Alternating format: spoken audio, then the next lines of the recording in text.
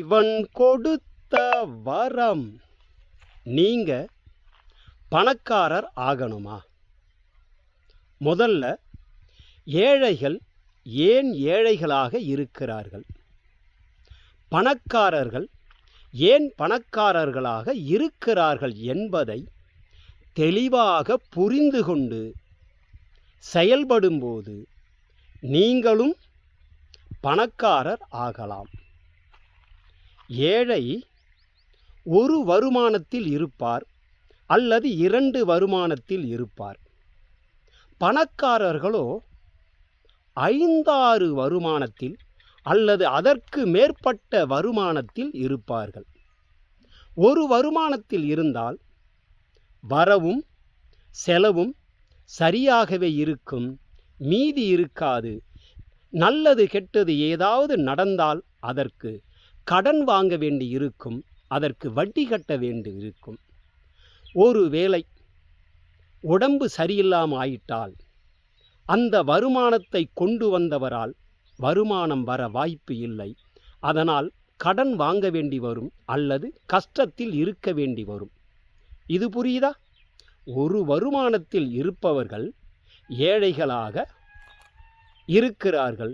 2 வருமானத்தில் இருப்பவர்கள், 3 வருமானத்தில் இருப்பவர்கள் நடுத்தர வர்க்கமாக, நடுத்தர குடும்பத்தில் உள்ளவர்களாக இருக்கிறார்கள். அப்ப பணக்காரர் ஆகணும்னா 4-5 வருமானம் வர வேண்டும். அதற்கு மேலும் வருமானம் வரும் வழியை நாம் ஏற்பாடு செய்து வைத்திருந்தால் எல்லோரும் பணக்காரர் ஆவார்கள். பணக்காரர் ஆவதற்கு பந்தா ஆடம்பரம் முக்கியமல்ல, சிக்கனம் முக்கியம். சம்பாதிக்கிறத விட சிக்கனமாக இருப்பது உங்களை வசதி படைத்தவர்களாக மாற்றும். அதாவது லட்சக்கணக்கில் ஒரு தொழில் பண்ணணும், கோடி கணக்கில் சம்பாதிக்கணும் என்று முதலில் நினைப்பதே தவறு. ஒன்றாக, அதாவது சிறு துளி பெருவெள்ளம் போல ஒரு குறிப்பிட்ட தொகையில் ஒரு தொழிலை ஆரம்பியுங்கள். இன்னொரு குறிப்பிட்ட தொகையில் இன்னொரு தொழிலை ஆரம்பியுங்கள். உங்கள் உடல் உழைப்பால் ஒரு வருமானம், உங்கள் வீடு ஏதாவது வாடகைக்கு விட்டிருந்தால் அதன் மூலமாக ஒரு வருமானம், அல்லது சுய தொழில் இல்லது இன்னொருத்தோடு சேர்ந்து ஒரு பார்ட்னராக சேர்ந்து ஒரு தொழில் செய்யும் போது அதில் பல வகையான வருமானங்கள் வருவதற்கு வாய்ப்பு இருக்கு. இப்படிப்பட்ட செயலை யார் செய்து கொண்டே இருக்கிறார்களோ அவர்களுக்கு வருமானம் அதிகமாக வரும். அவர்கள் பணக்காரர் என்ற நிலையை அடைவார்கள். ஒரு வருமானத்தில் வாழ்பவர்கள், 2 வருமானத்தில் வாழ்பவர்கள் ஒரு நாளும் அவர்கள் பணக்காரர்களாக ஆக முடியாது. ஏழை ஏன் ஏழையாக இருக்கிறார்? ஒரு வருமானத்தில் வாழ்கிறார். பணக்காரர் ஏன் பணக்காரராக இருக்கிறார்? பல வருமானத்தில் அவர்கள் வாழ்கிறார்கள். பல வருமானத்தில் அவர்களுக்கு வருமானம் வருகிறது.